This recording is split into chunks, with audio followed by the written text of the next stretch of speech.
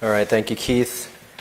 So I am Scott Strenfeld, a PG&E meteorologist, and as I think we're all aware, a very strong Diablo windstorm unfolded overnight, continues today, and by most metrics we have evaluated, it appears like it is the strongest storm, offshore windstorm that we've seen since October 2017, and by some metrics stronger than October 17.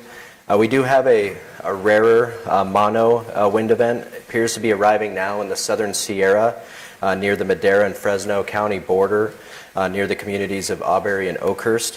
One of our weather stations in the community of North Fork was only gusting to 6 miles per hour as of 3:30 p.m., but as of 4 p.m. shot up to 40 miles per hour with RH plummeting into the teens. And I highlight this area because this is an area that experienced extensive tree mortality due to the recent bark beetle epidemic. So we've been keeping our eyes closely on that situation down there. We have seen some impressive wind gusts today. I'm sure you've all seen some of the values out there. In the North Bay, we saw multiple peak gusts recorded at or above 90 miles per hour. One of our readings from our PG&E weather station topped 100 miles per hour, and it did record sustained wind gusts 78 miles per hour. And we'll go out there and verify that that station was reporting correctly. On the top of Mount St. Helena, we also had a couple of weather stations. One of them, sustained winds were recorded to 72 miles per hour with this event, again coupled with very dry relative humidities. And just to put those wind speeds in perspective, a sustained wind of 74 miles per hour is considered hurricane force. Peak wind gusts down the Sacramento Valley, generally 50 to 60 miles per hour. Travis Air Force Base did gust to 64 miles per hour today. In the northern Sierra, we saw peak gusts in the 60 to 70 mile per hour range. Based on the wind speeds and reports of damage that we are already receiving in some of our urban locations and information that I've been receiving from multiple sources, we do anticipate our crews finding significant damage to our assets from vegetation and other sources once the patrol process commences. And to put in perspective with the event that we went through on October 9th and 11th, we found over 120 instances of damages and hazards in that event. And given the wind speeds that we saw in this event, much stronger, I expect our crews to find much more damage to our assets out there. So a team of PG&E meteorologists continue to not only monitor this event as it moves north to south, but a potential upcoming event, and I'll mention that.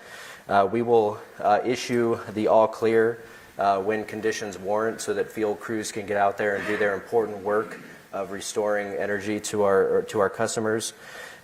We have already issued the all clear for some of our areas in the far north portion of California, so crews have given the all clear in, for instance, locations around Redding and north of Redding and into the Humboldt, Trinity area.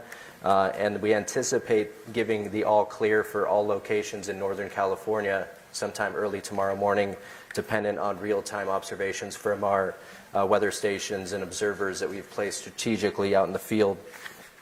Unfortunately, as I alluded to, we are actively planning for another offshore wind event to impact Northern California Tuesday morning into Wednesday morning. Then our southernmost portion of our territory, Kern County, particularly the Tehachapi area, Tuesday night into Wednesday.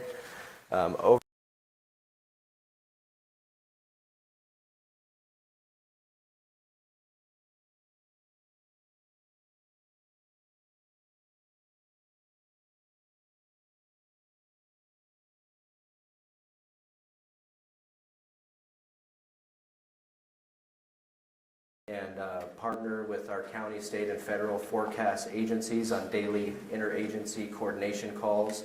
And everyone is essentially aligned that we do have another period of high risk coming up for that event that I mentioned, Tuesday through Wednesday. So with all the bad news that I've been up here letting you know about for the past couple weeks, I do have a sliver of good news in that we're not eyeing another event beyond that event Wednesday. Weather models do not anticipate having a fourth event for us. So with that all in there, turn it back over to Keith. Thank you. Mark?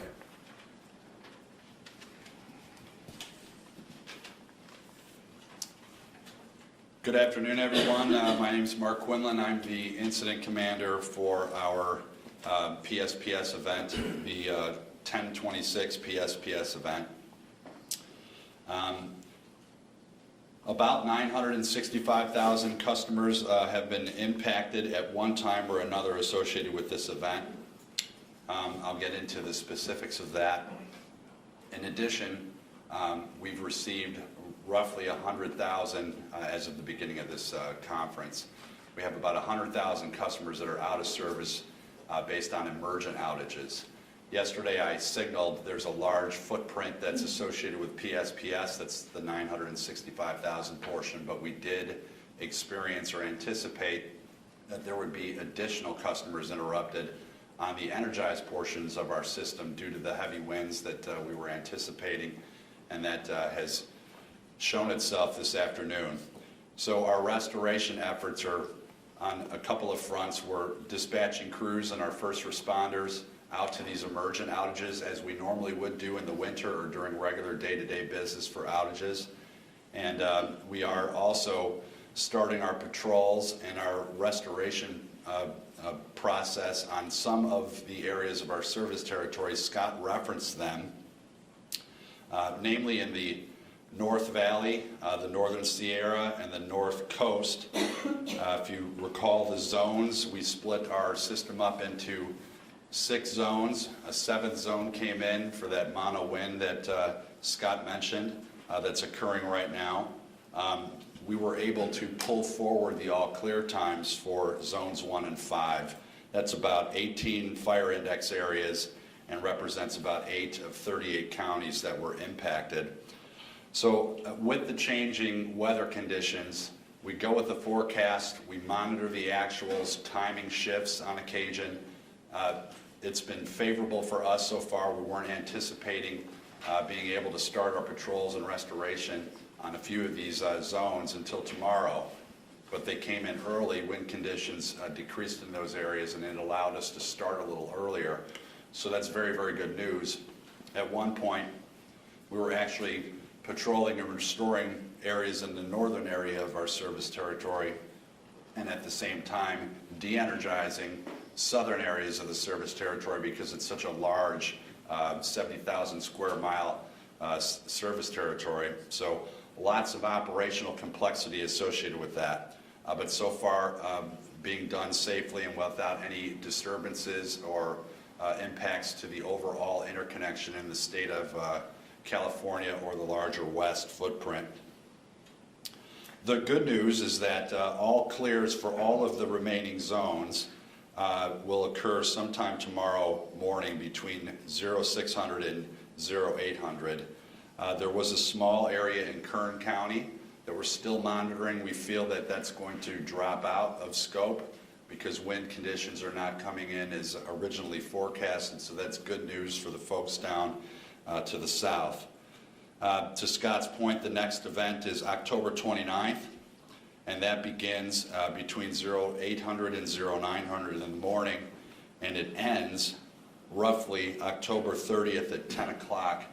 So similar to this event, the footprint is similar. Customer counts are a little bit different, a little less impact than what we've experienced so far with this event. But the timing will be similar, where we'll have areas of the state that come into play where we need to de-energize earlier than some other areas. So we're working with the meteorology team and running all of our advanced analytics and looking at our forecast models to make good informed decisions. Because as referenced yesterday, we do not want to interrupt any customers any earlier than we need to. We want to do this as close to the high-risk period as possible because we understand how inconvenient and burdensome power interruptions are to the general public. We're included in that, so we completely understand.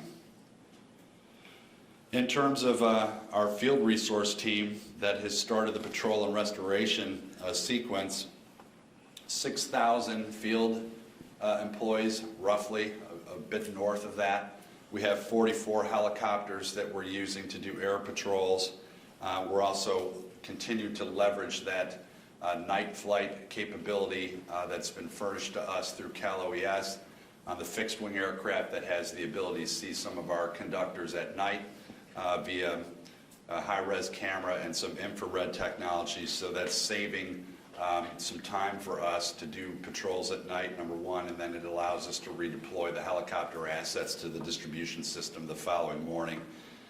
We have made a request for mutual assistance to our partners in the industry that consists of 130 employees that have already arrived on the PG&E system and are working. They are patrol resources, qualified electrical workers to help us do these patrols.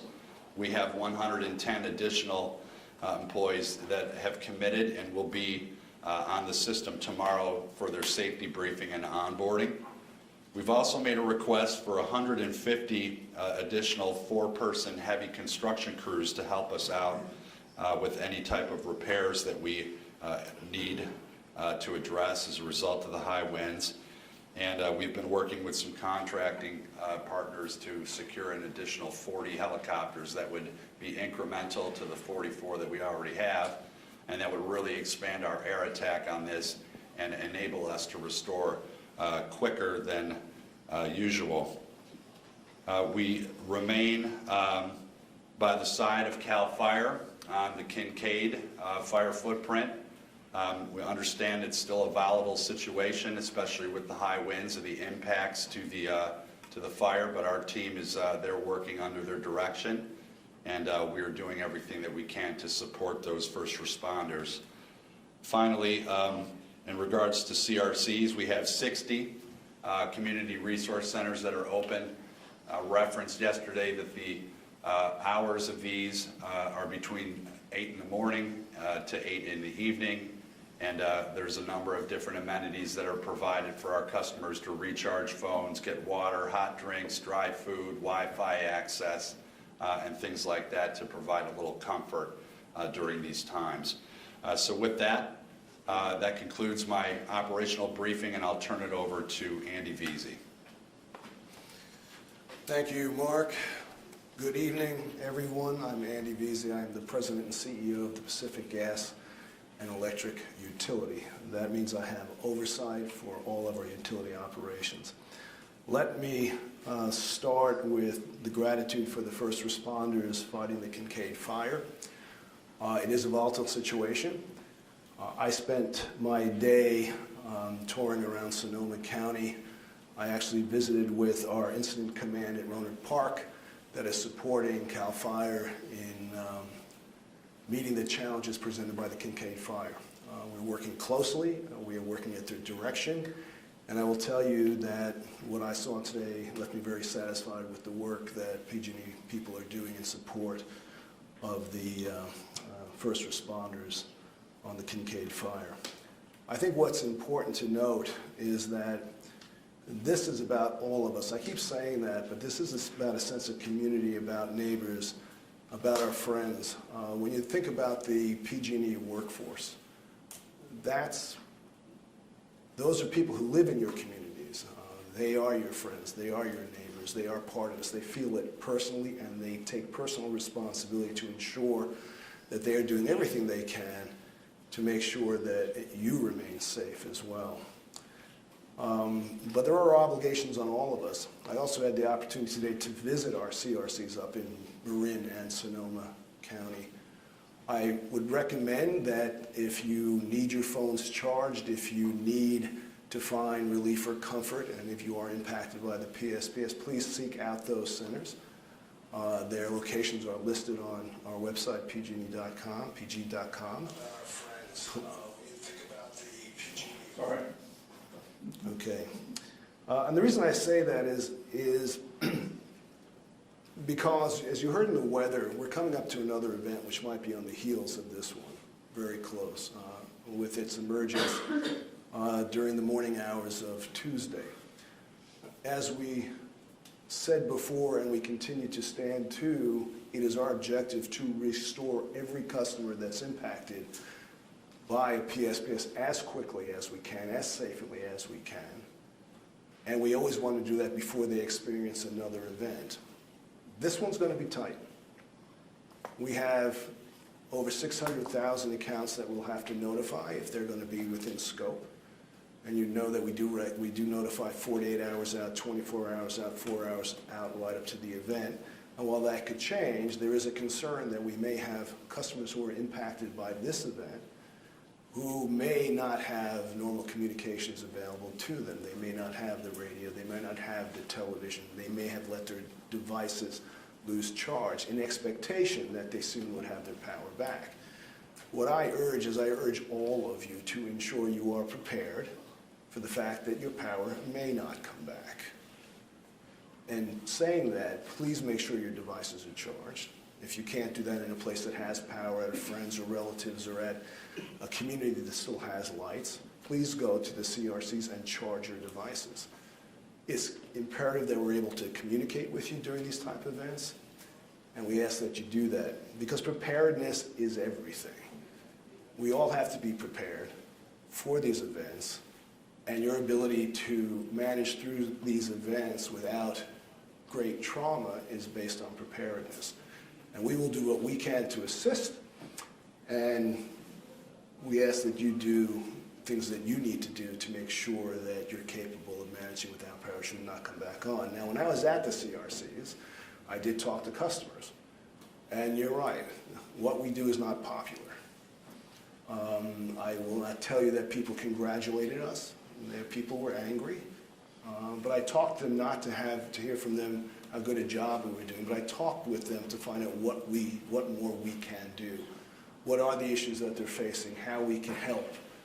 And we had those conversations. And I came back with ideas, and we will start to implement some of those. And I'm not going to talk about what they are per se, because I want to make sure that we get them out and done. But this network of CRCs is a valuable thing, and I hope you take advantage of them. One of the questions that came up was always the question of the scale and scope. Do we have to do it so broadly? Why do certain communities have lights and others don't? And we try to explain that, as we've said here before, we bring engineering and analytics to this question. We look at years and years of meteorological data, years and years of outage data. And in doing that, we look for the highest risk zones where we have the potential for catastrophic wildfire. And as we've said, the thing we try to prevent is debris contacting our lines in high wind zones where there is dry and plentiful fuel, and the probability of fire spread is significant. So when you think about 30,000 miles of conductor, which is more than can wrap around the earth, the question is, that's what's in scope. To do anything less would basically be rolling dice around public safety, and we will not roll the dice when it comes to public safety. So that's why it happens. That's why it's that significant and broad as it is. When you hear about the wind data that we have in 100-mile-an-hour gusts and sustained winds in the 55 to 60-mile-an-hour zone, we believe that these decisions continue to be right, but the obligation on us in doing these preemptive shutoffs is to ensure that we understand the hardship our customers face and do our best to ease that burden. So we've started notifying customers for the next shutoff. And again, I would hope that everybody does prepare. We continue to work with relevant agencies because we cannot provide everything ourselves. I also visited one of the Red Cross shelters, which was nearby one of our CRCs. And I can understand the challenge and magnitude of dealing with individuals that have to be evacuated from their homes. We don't take this lightly. We take it personally, and we will do what we can. The last thing I will say is that, once again, we've had instances where our field workers have been accosted and threatened, and we would just ask that while we know, and I personally know, that there's a lot of anger out there, please do not direct that to our men and women, our employees, our contracted people who are there for only one reason, to keep you safe, but to ensure that they can restore your energy and power as quickly as possible. So with that, we'll open it up to questions. All right, so questions in the room. David, do you want to start? Do you have any questions? Oh. Betty Yu, KPIX. Can you speak specifically to what the Bay Area could expect in terms of impact during this next round that begins on Tuesday? Thanks for the question, Betty. Right now, the event is still under scope.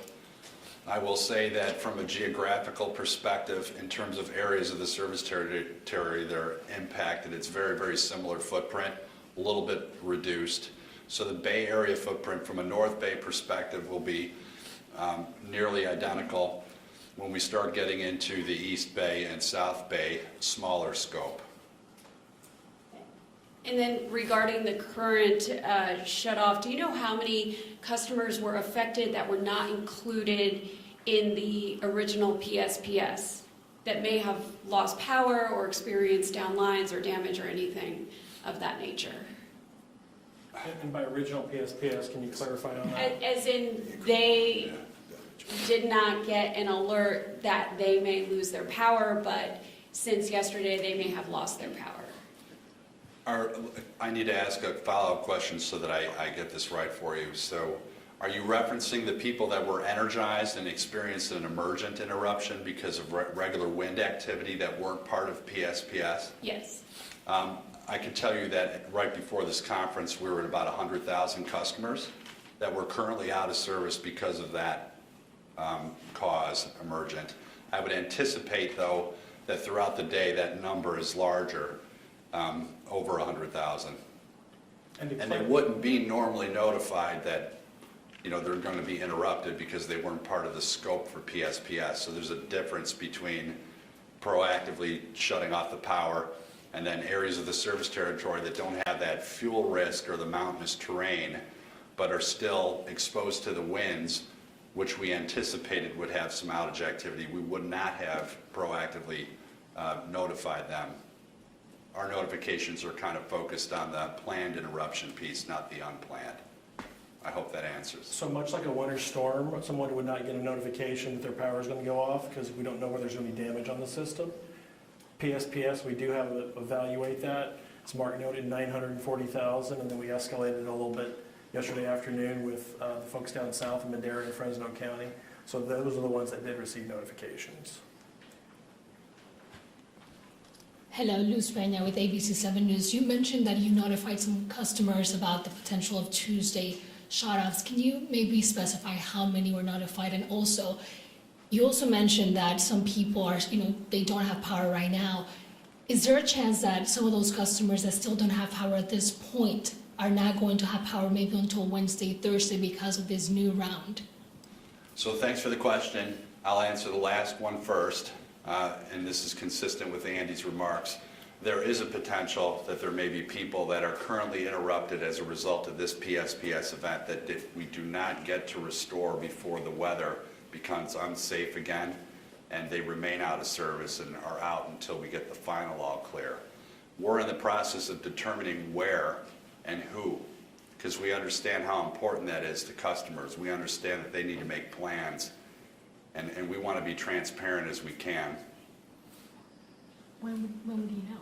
We'll know by tomorrow morning. In regards to the customers, the first part of your question, that were notified of this upcoming event on the 29th, we made our T-minus 48, our 48-hour advance notification today, and we'll make a 24-hour notification tomorrow, and then the imminent 4-hour notification right before we turn off. So we notified just over 500,000 customers today of a potential for a PSPS. That number will change before the 24-hour notification goes out. And there's two ways that changes. The first element is weather. Weather conditions change. Obviously, the footprint changes of the assets that could be impacted. That's one aspect. The other aspect is the transmission component. So we have a transmission system and a distribution system. Distribution configuration and customer impacts is rather easy to determine. Transmission is a little more difficult to determine because it involves performing power flow analysis, and it involves us working closely with the California ISO to simulate the removal of that equipment to see what the impacts are on the greater interconnection. So it's not an easy proposition such as distribution. So we're working on that, and when we get that additional impact, we'll add that to the 500, and then we'll make that T-minus 24. What areas do we know yet? All of the same general areas that we've had today. It's really just a matter of expansion of the geography. And So, Mark, you want to same clarify zones. also that the weather all clear that we're getting by essentially daybreak tomorrow is ahead of what we thought, so that'll help us out. Yeah, so you kind of said it right there, Keith. So we were anticipating most of the all clears to take place tomorrow sporadically throughout the day. Really weren't anticipating many of those zones coming available to us to start our process until tomorrow, and luckily we were able to start on 2 of those today, so think of it as a head start. But all of the remaining areas that are impacted right now will have all clears issued in the morning between 06 and 08, which is good news for us because that coincides with about the start of daybreak, and that means that we'll have a full 12, 13-hour period to facilitate, conduct air patrols, and we anticipate restoring a lot of people tomorrow. David? David Baker with Bloomberg. A couple of numbers questions. Do you actually have anybody restored yet in this event since you've had the all clear up north? We do. The numbers change. Once we get into full swing of things, we restore anywhere between 10 and 20,000 an hour on average. Once we're at full force, all the aircraft in the air, everybody moving. So we had some small incremental restoration activity right before this press conference. I expect we'll probably have 20 to 50,000 customers restored while we're here. We were right in the middle of a move of returning a transmission line to a substation that would restore about 20,000 customers. So I'm very optimistic that we'll put a dent in those numbers tonight. And we'll work all the way up to points where it's safe to do so. We'll work into the evening. At some point we'll have to stand down, and then we'll pick it back up in the morning. And just to clarify on the numbers that you were talking about earlier, between the public safety shut off that we had, it's roughly 960,000. 960 approximate. That and the unexpected outages that just come with the storm, 100,000, you ended up with more than 1 million electric That's right. customers that lost power. That's correct. Wow. We'll know exactly how much after the event is completed. Every outage that we have, either planned or unplanned, we document, we do an interruption report, state cause, and file that in our records. So we measure our performance on that. So we'll have all of that data available post-event. So it will definitely be north of 1 million. One last question, and I'll let someone ask one. Are you aware of any incidents today? We had so many fire starts today. Are you aware of any that might have been tied to some of your power lines? I saw on KPIX they were saying there might have been a bad line next to the Lafayette Tennis Club when that went up. I didn't hear about that fire. A lot of attention to the fire that broke out near the bridge, the Carquinez Bridge. That caused 2 of our lines to operate from the smoke, and that put our system in a little bit of a degraded state as it relates to reliability. So our intent there was to allow the fire to pass through under the lines, and when it was safe to do so, confirm there were no temporary flight restrictions with CAL FIRE, and then get a ship in the air after the winds died down a little bit. And we patrolled that line, and as the start of this conference, we had about 50% of the line patrolled. We had the line patrolled in the area of the fire, and it patrolled good. We were running it all the way back to its source, closer to Moraga, just to confirm that there wasn't anything, no interaction or interference with that section of it. And if not, we're going to re-energize that and put that portion of the system normal. That was the only impact. No damage, just operational activity due to the smoke. And there's no indication that your line actually started that fire? Negative. Over here? Joaquin Paulino at the San Francisco Chronicle. Just to follow up on David Baker's question, any other incidents that you know of besides the Vallejo one, as reports of Milpitas, also the Lafayette as well, a fire in Lafayette that might have been related to, or at least anecdotal reports that there were, down lines in the area. Yeah, I don't have that information, but we have our Wildfire Safety Operations Center. We have that up. That's a 24/7 facility that monitors fire activity, both emergent and planned controlled burns, and they were very active today tracking fires. Our primary intent there when we are notified of a fire is what we need to do to support the fire suppression efforts with either the local agency or CAL FIRE, depending on the size and scope of the event. We don't really focus on causation of ignition or anything like that, and we always cooperate with the agency who has control of the scene.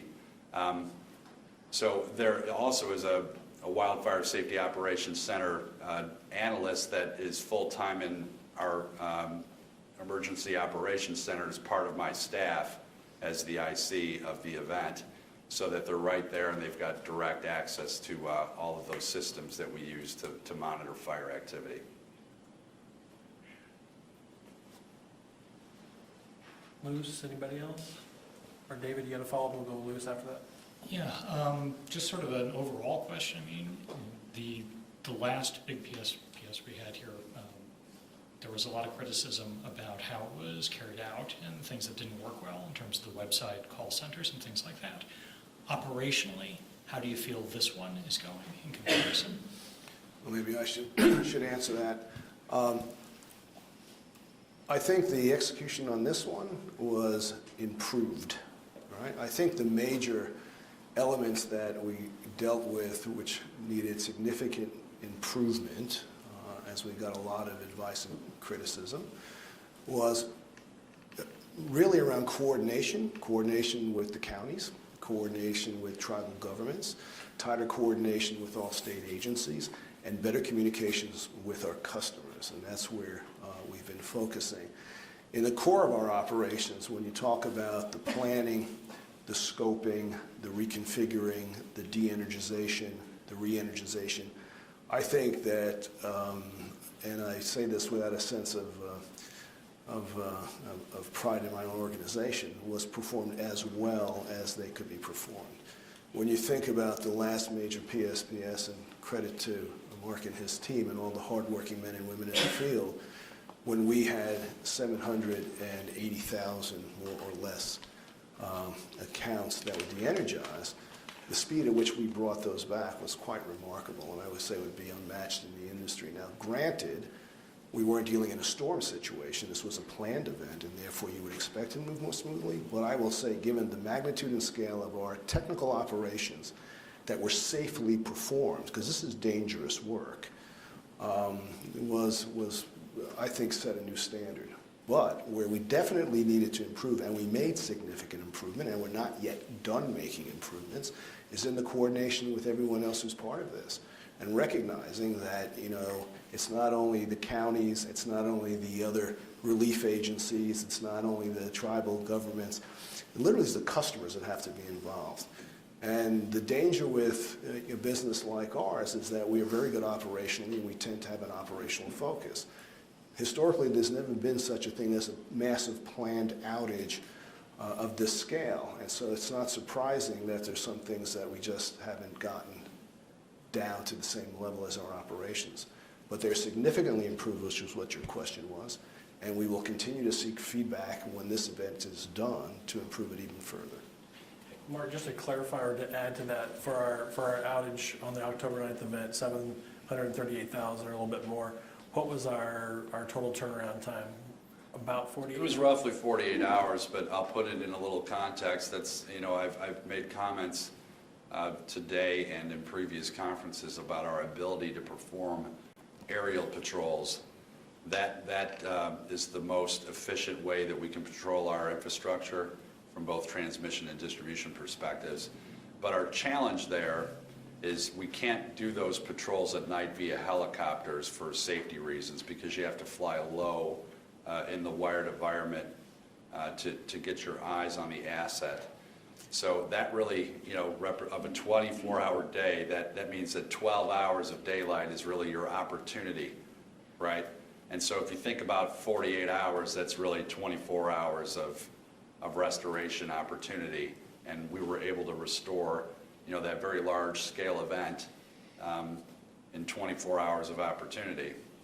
What I'll say about this event's a little larger, so that's an element that we need to consider. In addition, the winds were stronger and they were for a longer duration, so we anticipate finding additional damage out there than the October 9th event, an event in which we found nearly, you know, north of 120 damage cases. So confident that we're going to find just as much or more than that associated with this event. So that could delay restoration for some customers if repairs are needed in significant damage areas. So after this, thank you, after this next round of PSPS starting Tuesday, when do you foresee that those 965,000 customers will have their power back? The all clear, I believe, is Wednesday around 10 in the morning. And so I would estimate preliminarily 48 hours from there, notwithstanding any damage we find. And the 965 right now, we will start restoring tomorrow, so that number is going to go down for starters, right? Yeah, that's correct. So the 965 that were impacted at one time, keep in mind some of those customers have already been restored, may be re-interrupted. So it's hard to, you look at it at a point in time and the numbers change. Additional customers are interrupted, some have been restored, right? So we anticipate getting a lot of customers restored, to my earlier comment, tomorrow, because we're going to have that full day. We're going to get as much as we can get done tomorrow safely, and then we're going to ride through that next period of weather where we're going to be de-energized due to safety risks. And then after that, to Scott's point, we don't forecast another event.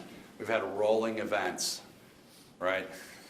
Rolling events over and over and over again. As soon as we clean one up, we're prepping for the next. And after this one, you know, we kind of get back to normal, at least for a week, to where we don't have any other events. So I'm anticipating we'll be about 48 hours from that all clear. How do you feel, fourth time PG&E turned off electricity in just 1 month? And you were mentioning yesterday we have equipment 40 to 60 years old. I mean, it's 1 month, 4 shutoffs, that's a lot. When was the last time this happened? Well, it's never happened before because the program has only been in place at PG&E since 2018. And in 2018, we executed PSPS one time in October on the 14th. And, you know, this year we're seeing more instances of weather that calls for it. So I'll just say that I don't recall winds like this, like we've had this week and even earlier into the week last year.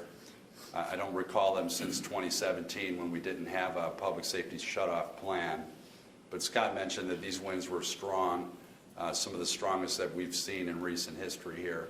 Scott, do we have any context for Yes. kind of 3 events like this? Yeah, so we have a 30-year... Could you come closer? Sure, yeah, absolutely. Sorry, I was hiding. So we do have a 30-year weather high-resolution climatology that we've been able to analyze to determine when these offshore wind events occur before the first rains.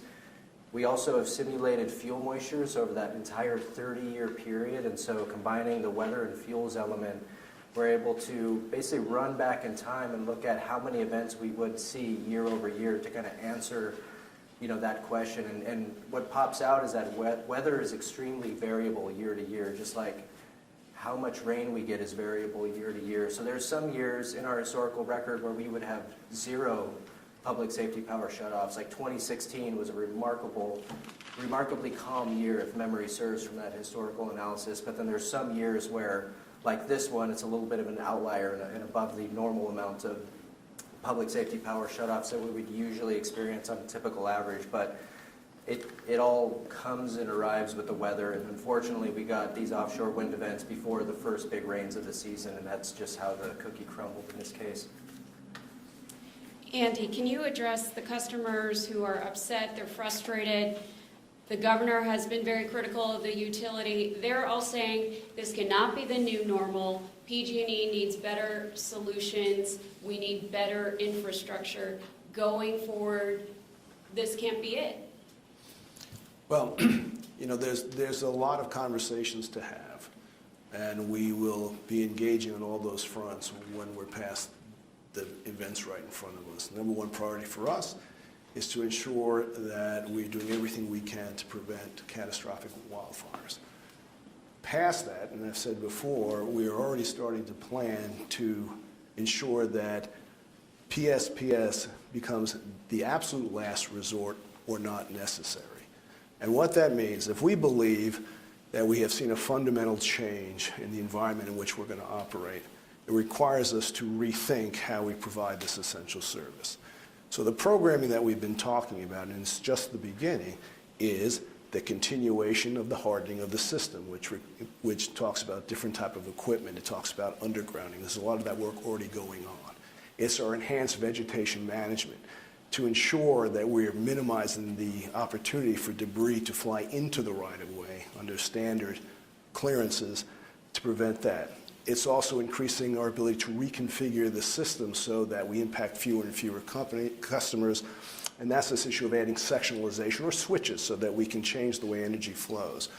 Along with that, it does then require a different strategy in terms of distributed generation, because what enhances our ability to reconfigure the system is providing new sources of energy that we can use on a temporary basis to supply areas as opposed to shut them down. And then the last is this question of microgrids. Can we have resilient zones so that we change literally the way we think about the provision of energy over the long haul? The execution of all these things will make it less necessary to have broad, big PSPS. We do believe that this will take time, that PSPS must remain a viable option, and what will allow it to be a viable option is our ability to execute it seamlessly in cooperation with state agencies and tribal governments and counties and our customers to make sure that when we have to do it, we can do it with the minimal disruption and hardship it's going to cause, and that's really where we're going. A technical question. Sure. People who are affected by this current shutoff, is there a chance that their power is not restored in time for the next shutoff on Tuesday, that they will not have had power since Saturday? It depends on a number of factors, but I will say, and what I want to say very clearly is, let's say that yes, there is that possibility that even as well as we can execute the restoration, and you heard Mark talk about that, and it will depend on the damages that we find associated purely with the windstorm. We want people to think, every customer to think, what happens if they do not get restored? Can they go for another day and a half or 2 days and take all those precautions? It's important that we don't become complacent, that we don't set goals that can lead somebody not to take care of what they need to take care of. So I would ask everybody who is listening or watching this to make sure you're prepared for the potential that your power may not be restored. That's not what we want to do, and we will work very hard to get everybody back. But as soon as you have your energy back, or if you don't get it, please make sure your devices are charged, that we can communicate with you and prepare for your own safety. That's very important. So I'd like to talk about it that way. Tomorrow we'll be able to talk in more defined terms as who will be impacted. What's very important for us at these 5:30 conferences is to get as much information out to our customers that we can so they can plan and prepare for these events. Okay, I think that takes care of everybody. I want to thank our sign language interpreters for being here again today, very helpful. I appreciate them helping us get out important safety information and preparedness information to all customers. So with that, we're done. We'll be back tomorrow at 5:30. And if you have additional questions, you can always call the media line, 415-973-5930. So thank you.